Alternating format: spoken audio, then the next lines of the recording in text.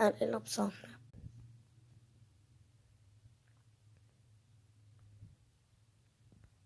มันโง่สิเป็นรอบสาม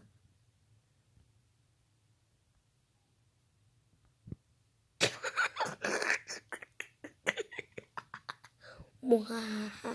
โอเคทุกคนผมจะเล่นคือสุดท้ายแล้วมันยังโง่เหมือนเดิมเลย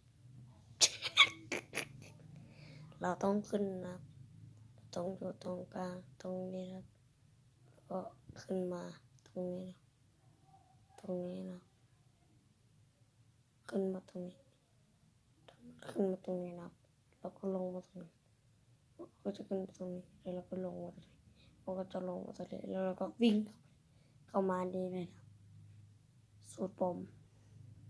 บ๊ายบายนะครบ1 นาทีละ